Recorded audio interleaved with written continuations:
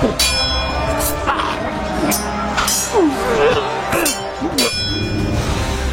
Geeky with Gamer Leaf, the podcast in which one man strives to level up his geekhood and helping you do the same, one battle at a time. Now, let's get geeky with Gamer Leaf.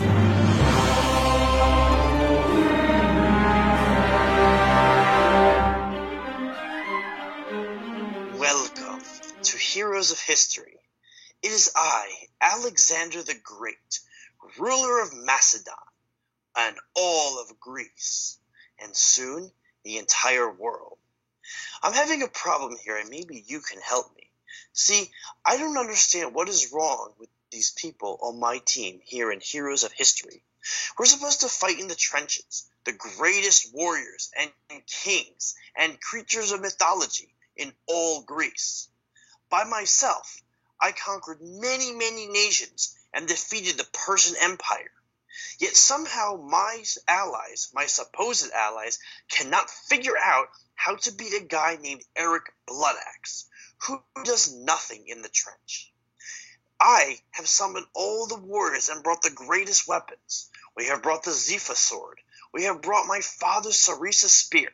And of course, from Olympus itself, Artemis's bow, which we use to smite all the Norse villains that are standing our way. It is up to you to come please help me, because so many of my allies are unable to do so by themselves. They need a general. They need a great general.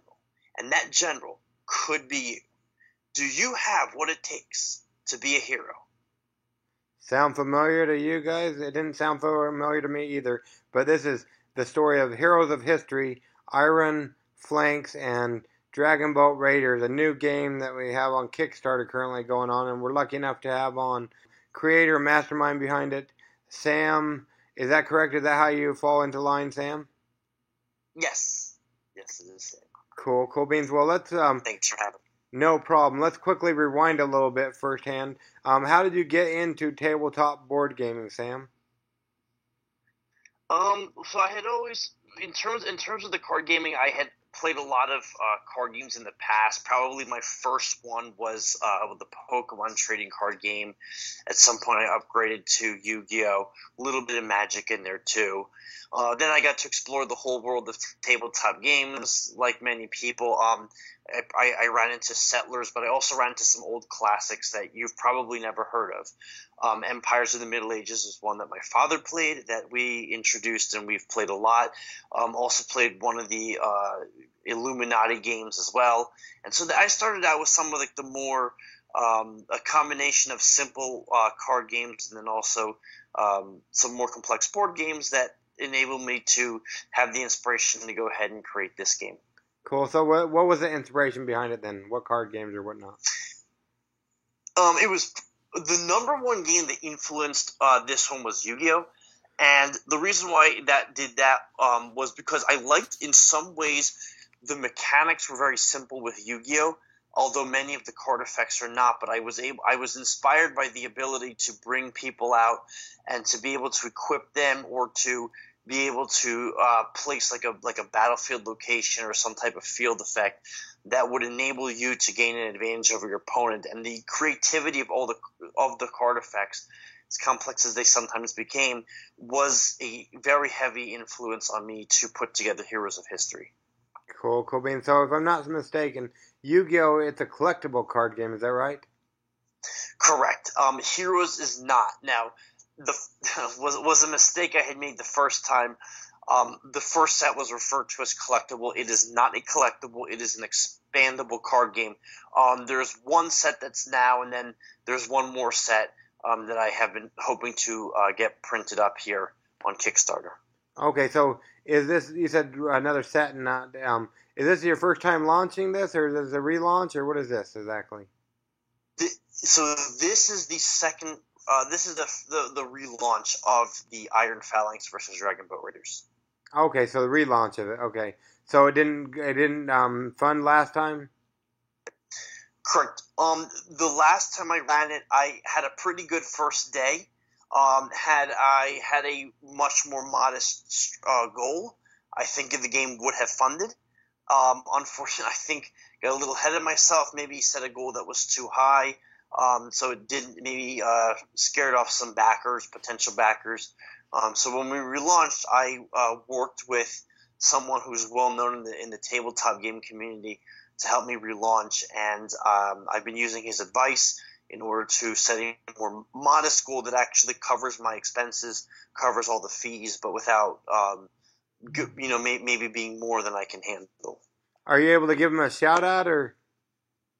Sure, he'll be happy. It's Cesar. If you've ever played Dice Hospital, if you've ever seen Dice Hospital up on Kickstarter, it is actually Alley Cat Games, and that is Cesar's company. He and his wife run the company, and they have a few other folks that are involved in that. But Dice Hospital cleared, I think, $130,000 on Kickstarter. Campaign just ended this week.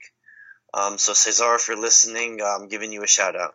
Okay, cool. Yeah, I remember listening to him. I want to say I heard him on We're Not Wizards with Richard, and he was talking about that he like helps other Kickstarters or whatnot, and he talked a little bit about Dice Hospital. So that's really cool. So what all did you change then?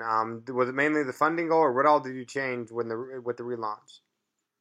Sure. Well, so what Cesar and I did was we not only, besides the funding launch, we changed basically the page layout.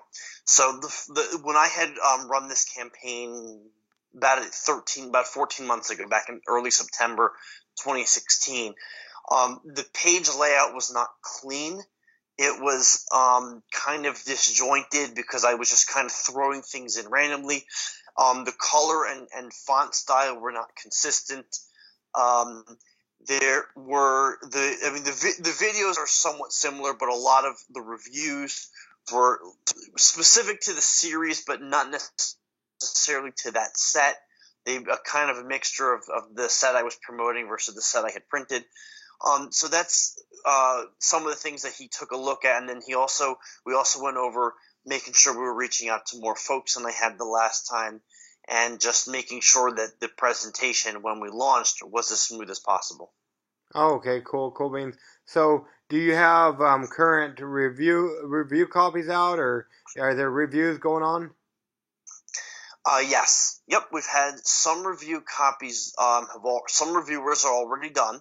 We've gotten back very good feedback for this set, and there's a couple more that that will always trickle in, but regardless of whether it happens for this Kickstarter or not, we have gotten our reviews. The reviews have been overwhelmingly positive, and we're glad to have every one of our reviewers, and we look forward to having more people get a chance to play the game and give it a shot.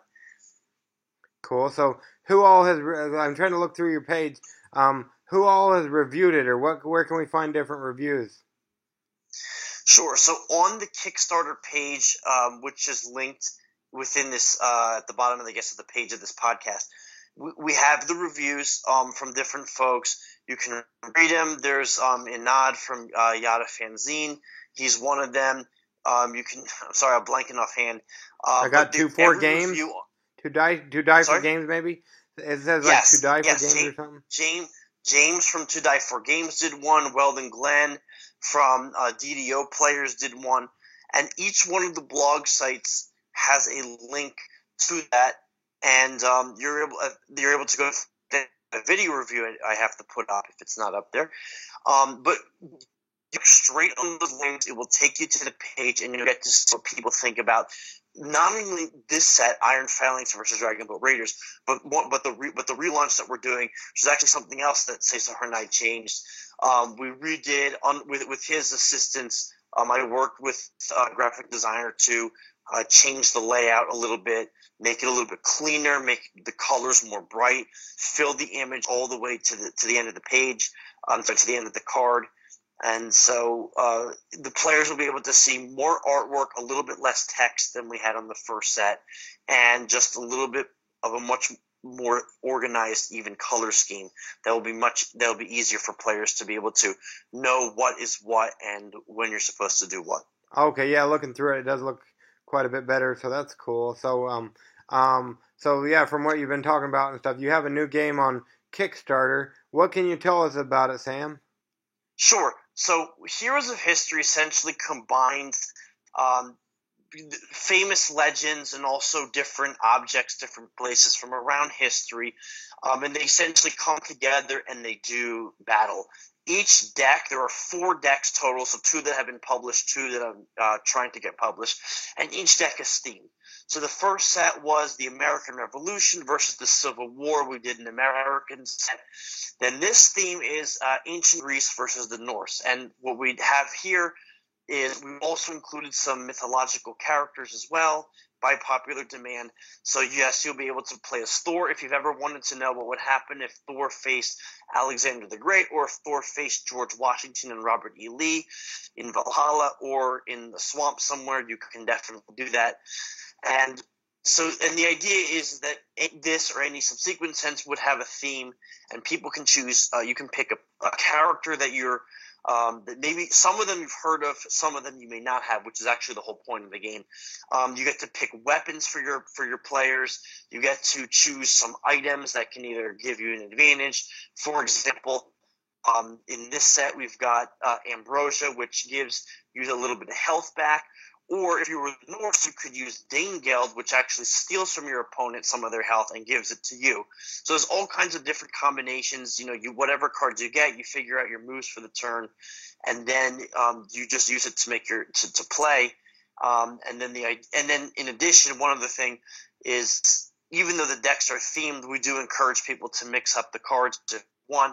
I've had folks at demos. I took this game to Boston Fig last year, Boston Festival of Indie Games, and we encourage people to happily put together a Confederacy Viking set and see what would happen. And folks like the feel of it.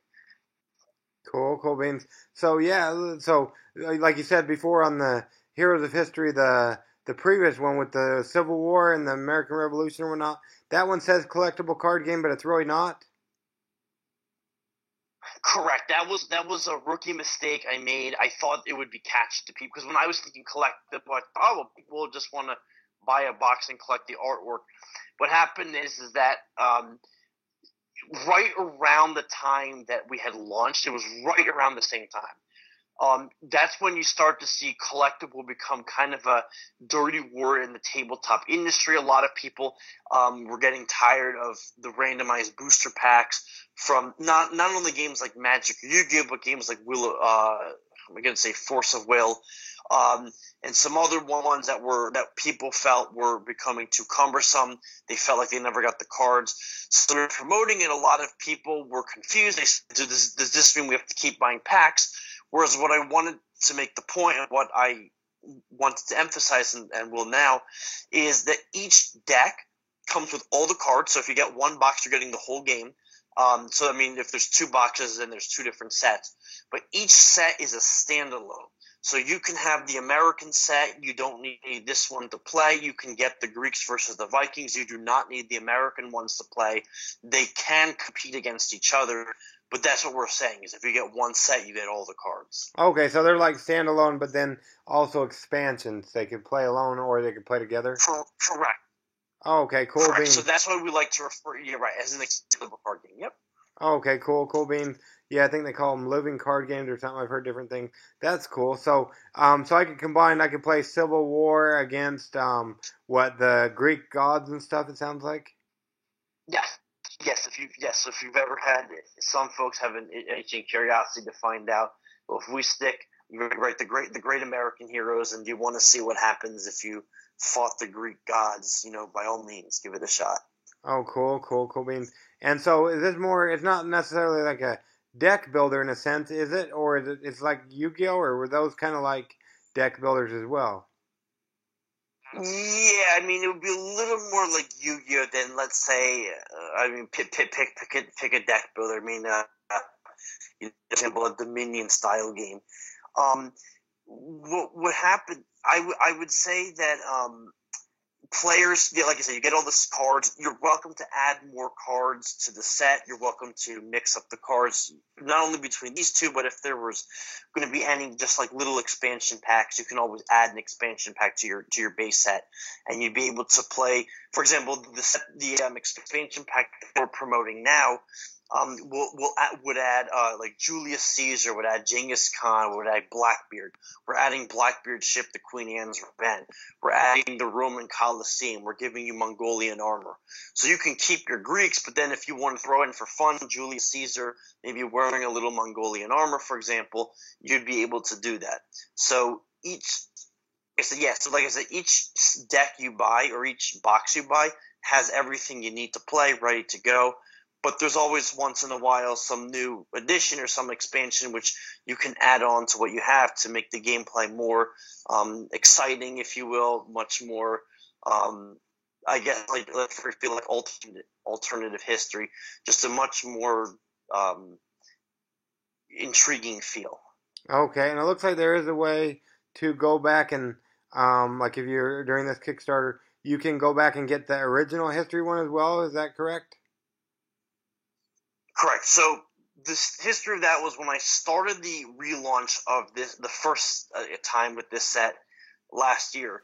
I was only promoting the second set. Then a whole bunch of people were pledging, and by a whole bunch I mean more than a little over a dozen. Folks started to email me, and they said, what happened to the first? I never got a chance to play for the first. Like, instead of getting 2 copies of the second set, I just want 1 and 1.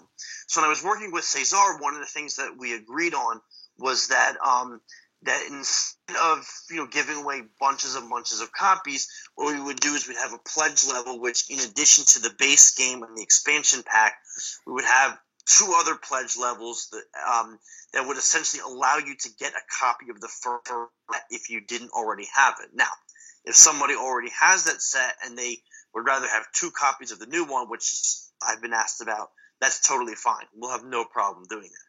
But those levels were really meant to get people who maybe missed the first Kickstarter that we had at the beginning of 2016 to have a shot to get those Americans in the game and not feel like they're missing out.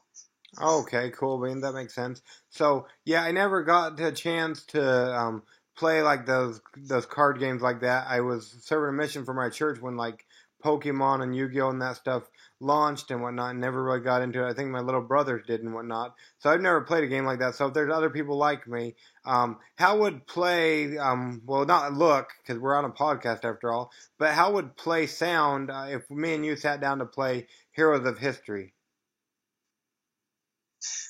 Sure, well, I'll be glad to describe it, see if I can use the artistic language. Or even so just how do we play?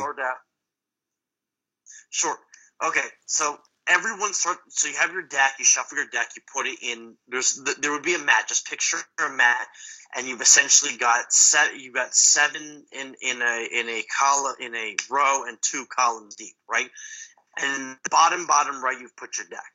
Then you're going to draw cards. So Heroes of History, you would start out by drawing 5 cards and then 1 to start your turn.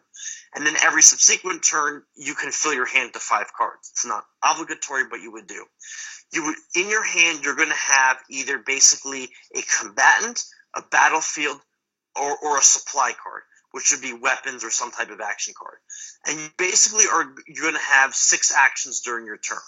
And you take them before or after you do battle. It's whichever you want. And what you'll do is you will take your actions depending on what it is. So, for example, you might see a person in your hand, so you bring out a person. Maybe your person has little stars on them. That means they're exceptional. So you have to basically make a payment in order to bring out someone who's a lot stronger. You have weapons. You can start equipping your combatants with weapons, or you can put in your command zone just to clear space in your hand. There's a lot of clearing space in your hand.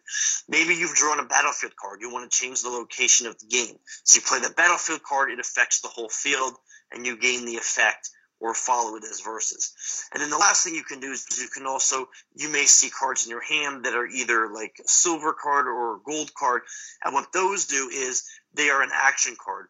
And you, depending on the color and what it says, you're either going to play and it will go away at the end of your turn, or it will go away when your turn's over. Anyway, take moves, and once you're satisfied that you've done what you want to do, you can go ahead and battle. Battle calculation, very simply, you will compare the numbers. So like the red number is going to be your attack and the green number is going to be your defense. And you are comparing numbers, total numbers. You add up all the weapon, the card effects, and you add it for your side. You do the same for their side, and you basically see who's got the bigger number. And whoever has the smaller number is the loser. They're dead. They disappear, and then the difference is subtracted from your opponent's health total. We call them state points. When we started the game, it was 50 states in the country, so 50 points. That also actually turned out to be a good number for the length of game we're trying to get. Then once your battle is over, you can, if you still have up any of your 6 moves left, make them. If not, your turn ends and your opponent goes. And you can just keep doing this until you have a winner. The one other thing I'll add in there is, if you do play multiplayer, which some folks, if they want to bring in and have 4 people play the game, then the rules stay the same. You would just go around basically in a circle or however you want to do it, and that would count as a round. And it's still basically the same game. It's just that some cards will say the round because those were meant with people who wanted to play with multiple people. Okay, cool, Bean. So it sounds a lot like, I don't know if it's similar or whatnot, but like my wife has been playing Fire Emblems on the DS or whatnot, like where she takes a number and it goes against another number and so on and so forth. Yeah, well, actually, I love Fire Emblem. So one of the in Fire Emblem, of course, you've got certain weapons that work well against other weapons, stuff like that. We don't really have that here as we're tabletops. We don't have that kind of computer. System that a Fire Emblem game would have. If talking about the video game, but yeah, basically along those lines, you would have people. They would move somewhere. You would give them a weapon if you have one, and then you would go ahead and attack. And basically, you would alternate, and bigger number would win. Yes. Okay, and on the play mat, it's like you would play a hero with his weapon or whatnot, and I would play one, or is it like a whole army going against a whole army, or how's that work? Yeah, it's so right. So each player is limited to one combatant play per turn, unless a card effect tells you otherwise. But yeah, essentially, there's different card subtypes. They matter only for certain cards. And yes, you're trying to build an army. What you're really trying to do is launch combo attacks. So your job is basically it's not enough just to bring in a whole bunch of people to fight. What you want to see is what's the biggest combo you can get and really do some damage. Okay, cool, Bean. So do you have a favorite character from either, what's your favorite character in both of the different hero games? I would say I've always been a fan. Good question, actually. Well, we had a really cool effect for Hippolyta, which we ended up changing because we just wanted to do something with female combatants, but we didn't have that ability. But I would say in these sets, Eric Bloodaxe in the Norse, start with the Norse, is someone that I find very intriguing because what he does is, if he's not a very strong character, and in real life he was not a very strong person. Mm-hmm. So what he does is he's essentially willing to sacrifice himself. If your opponent tries to attack, essentially he'll take one for the team at no cost to you, which I found to be a very cool effect. On the Greek side, that is a tough one. But I would say pay attention to Odysseus, because he has a very high attack, and while it's true that if your attack is too strong, he disappears, love the artwork for that. That was a great piece of artwork. And I like that you can he's one of the only characters that you can bring out who's very strong and isn't going to cost you anything. What was his name again? Odysseus. Odysseus, cool, Bean. And what about for the Civil War and Revolutionary War? You asked the good ones. I like Robert E. Lee from the Civil War set. The reason why he's a very cool effect. So unlike other combatants, Robert E. Lee, you can basically pay from your stake point total, your health, in order to keep him around. So, for example, if he was killed, let's say someone beats him in battle, you can just pay 5 points. Remember, you start with 50 for the whole game, so your points may go up and down as needed. You can pay 5 points. You can just put him back on top of your deck. You know you'll redraw him. You can try to replay him. For 10 points, you can just keep him alive. So essentially, you could have a situation where this guy is dying multiple times, and he just never actually is discarded. He just keeps fighting. Always like that. From the American side, actually, one that was popular has been Deborah Sampson. Deborah Sampson, just brief background, from Massachusetts. She was a woman who fought in the war. At a time, women didn't fight. When the soldiers found out, she actually got a pension for her service. But there was a very interesting story about how she got basically caught being a woman in the army.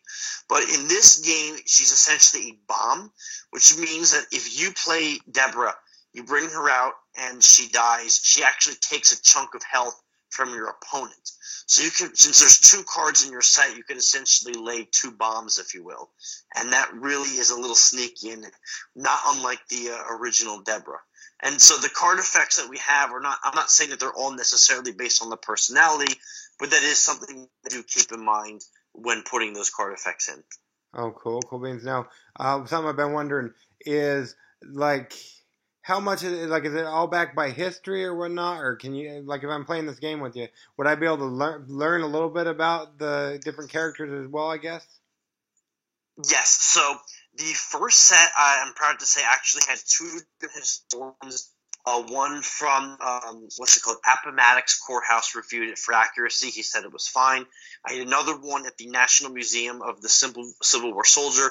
They reviewed both sets, and I was also told it was approved as historically accurate. I also saw this game to History Parks, so the game better be accurate. Yes.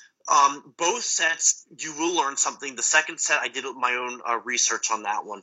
But the way it's set up is, I'm not necessarily giving you the life story. What I'm just trying to do is get you to read a little something, take a few seconds to learn a little something from one of the people, and maybe if you're as interested in history as I am, or be inspired to be as interested in history as I am, then you're welcome to go and do your own research and learn something. And you might find that a lot of people are actually a lot cooler than maybe they appear in your textbook.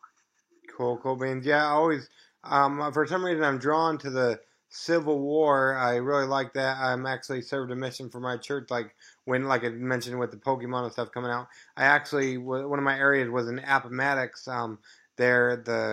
We tried to go to the courthouse, but unfortunately we didn't have any money, so we had to turn around or whatnot. But it was a really cool area, and I'm really interested into that.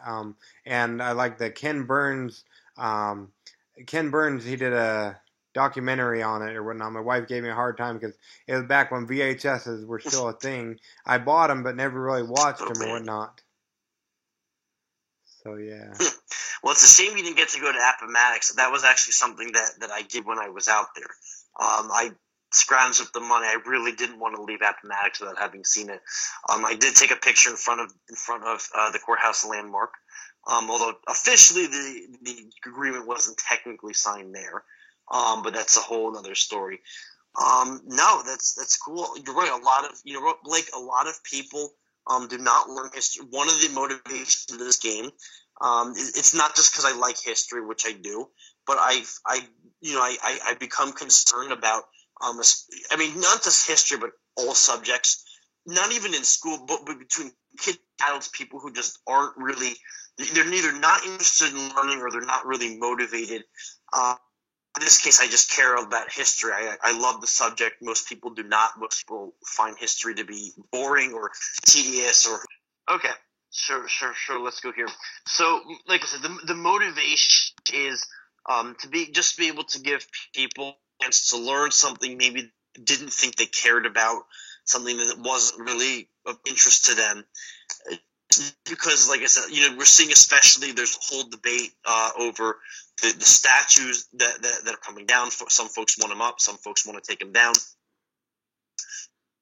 A lot of the debate is just based on, I'm not going to get into specific what side folks are on, but I will say that a lot of the debate is based on a misunderstanding of who the people were and why statues were put up in the first place. Well, again, whether that's good or not is a different debate. But I really want to be able to help people to play games that are fun. As I don't know when I said this, but I found a lot of games lately educate as not to be very good. They're made by people who may be good at a particular subject, but they're not necessarily creative people, or the games are made by creative, game pros, but they don't really have a background in any particular subject. Whereas I actually have had a background in history. Both my parents are teachers, so I grew up a little bit with that. Okay, cool. Being able to take a subject that I love and try to make it as interesting as possible. Cool, Bean. So, can you share any dirt with us? Is there any upcoming, new other history cards that will come out later on? Yes, sure. So my hope after this is to do not full packs, but just like little booster sets. Like I said, no randomized one pack is all the cards. The 3 that are winning, and I'll have to choose from those 3, are the Pirates, Samurai, and Romans. Cool. So probably 2 out of 3. Cool beans. So yeah, that's great. Now, per se, somebody takes a chance on this. I know you don't want to overpromise and underdeliver, but if they back it, when would they anticipate getting their games? So I will actually have that shipped by May. I'll just got all the copies shipped within 12 weeks. Partly because the art was already done. And I was able to do the other stuff quickly. This one will take a little more time on because I want to make sure it's good. We're switching manufacturers, but can you hear me? Yeah, it was you're good. Okay. All I have to say is, we're switching manufacturers, but I am confident that with the sets printed, since most of it's done and ready to go, and I know how to get the other pieces done quickly, we're using credible suppliers. As I said, we're using them from the UK for a lot of the shipping. I may or may not be a supplier as well.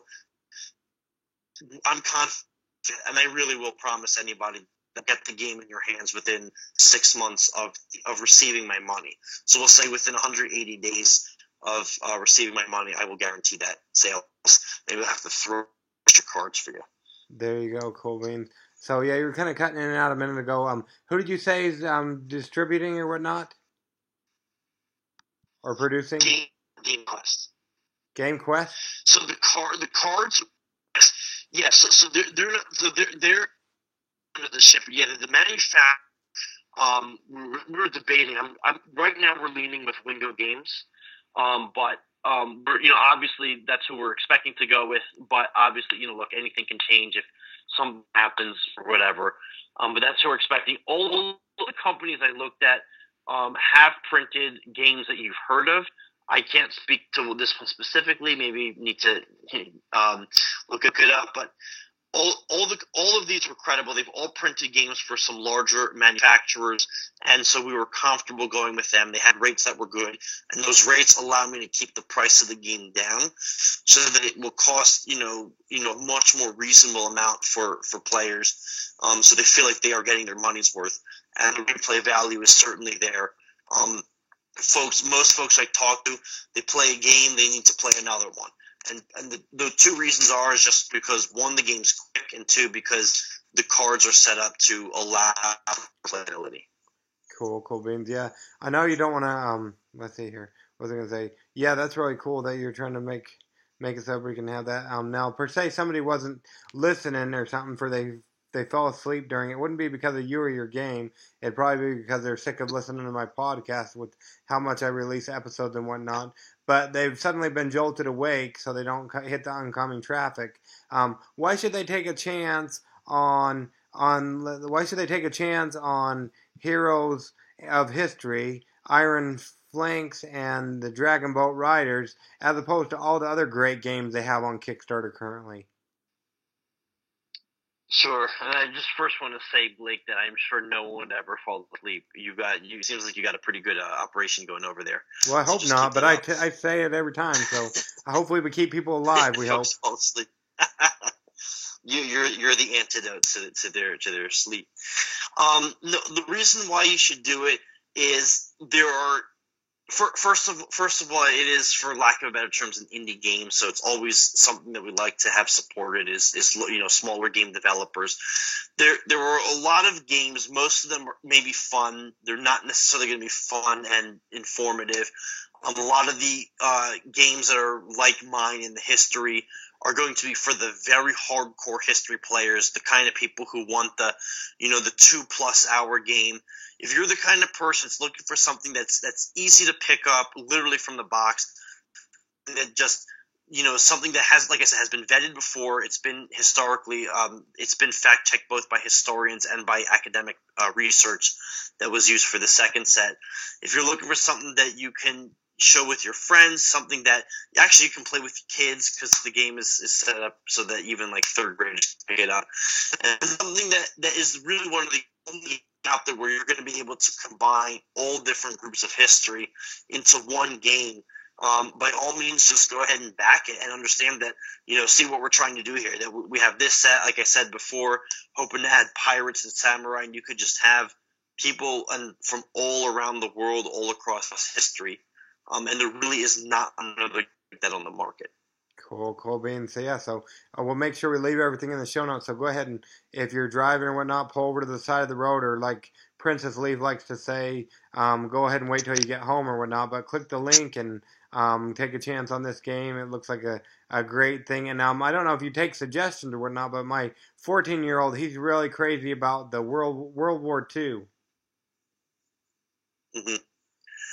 So World War II was discussed. I had thought it would be kind of cool to have, like, I don't know if you ever played the game Panzer General. I don't think so, no. So it was basically a computer game from like the 90s. It was one of my favorite games. It was all World War II. So I always thought of the dream of being able to play like Panzer Tank, Tiger Tank, bring out the American bombers, and so forth. What I've gotten the feedback on specific World War II is that would probably be the latest version I would do, in the sense that nobody wants anything more modern than World War II. I definitely have enough content to make an entire deck out of it. I'm not sure if we will, but we'll likely look into making an expansion pack, and we'll have to decide who goes in it. But certainly I don't see why someone like General Patton can't be brought out. Maybe Dwight D. Eisenhower. Cool. And that's something we can look at, and yeah. Hey, look, nothing will say more fun. Just picture this, okay? Okay. Picture that you're fighting on Blackbeard's pirate ship, right?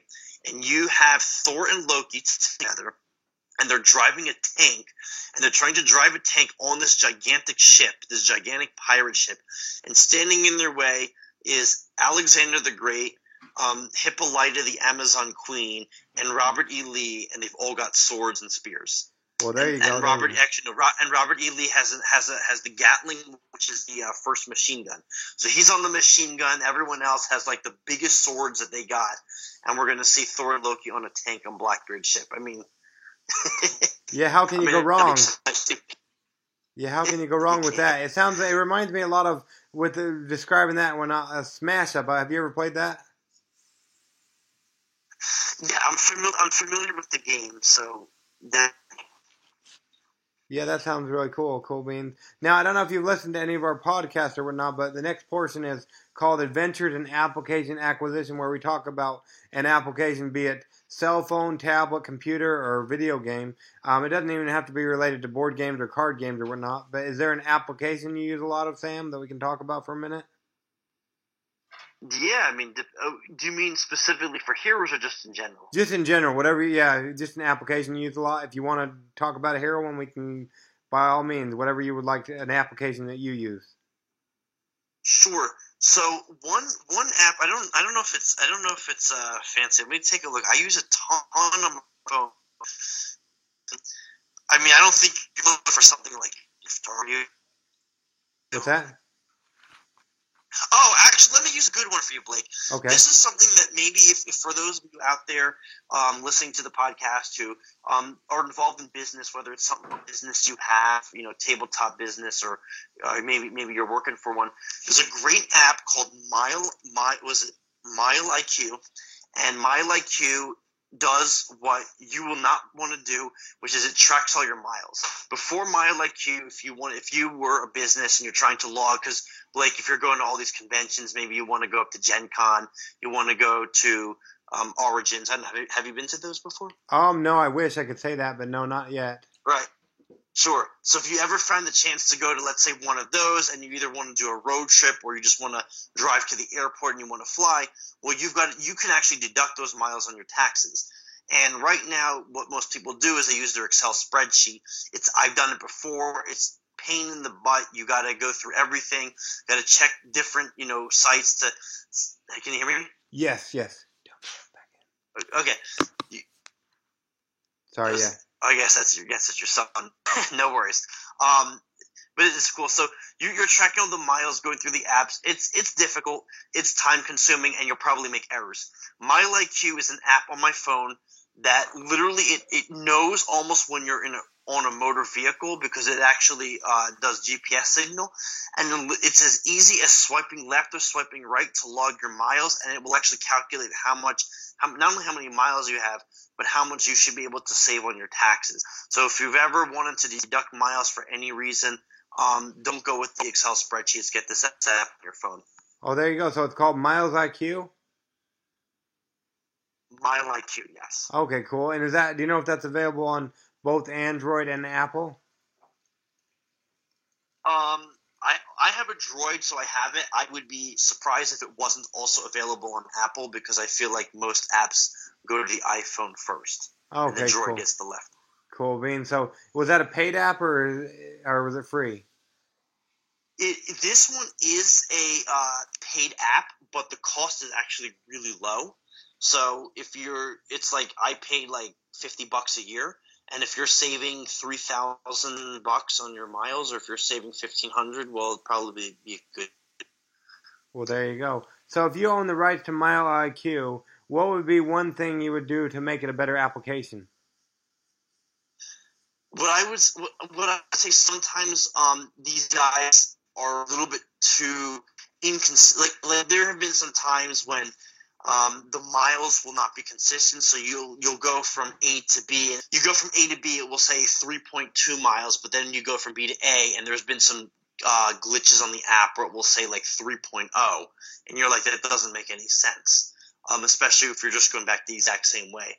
So I would like them to maybe be a little bit more careful with how stuff is logged, and see if there's some way they can actually track when you're really in a car instead of like on the bus, because a lot of times it will log when I'm on the bus, and I just swipe it out, no worries, but still, that would be something I would like to see changed. Okay, cool, Bean. So yeah, if you're listening, the creators of MileIQ, you heard it here first on Getting Geeky with Game Relief, what one of the users would do to make it better. Yeah, that's really cool. I know back in the 90s, late 90s or whatnot, when I was driving, my dad had made us, we had to write down every time we got gas, we had to fill out this log book and whatnot. Something like that would have made it a lot easier. Yes. Yeah, I did it for a previous job. I logged everything by Excel, checked the maps, and it was a lot of time consuming. Plus, you never know if you had errors, with some other than some minor glitches that I just mentioned. This app does make it a lot easier to track things. And the one other thing that it does, even if you had one of the glitches, it at least will tell you what your trip was. Imagine if you didn't log every day, and let's say you're doing a lot of driving, and then a month later you're trying to do your statements, or maybe a quarterly statement, and now you got to remember the drive you did 10 weeks ago. You probably wouldn't remember it, but this app does, and this app will log everything for the full year. So even if you forgot for 6 months, this thing knows, and you can go back in and fix it. Cool. That's really cool. That sounds cool. Thank you very much for that, Sam. We appreciate it. Now, minus coming there to your hometown to try to stalk you there, how would people go about finding you? So I have a website. The website you can go to is Brayden's World. That's spelled BRAD as in David, AN as in Noah, S as in Sam, world.com. It's the site we use for the game. You can also find me on Facebook, facebook.com/Brayden's World.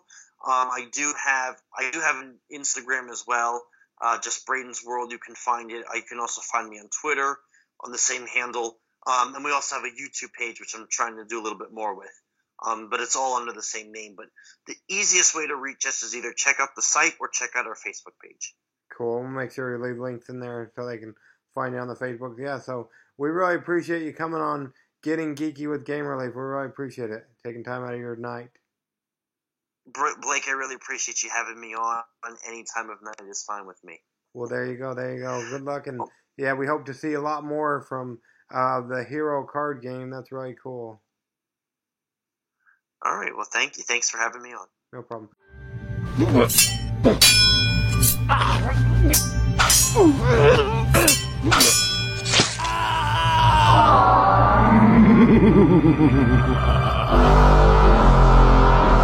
Game over. Tune in next week to see if Gamer Leaf and Dreams are respawned.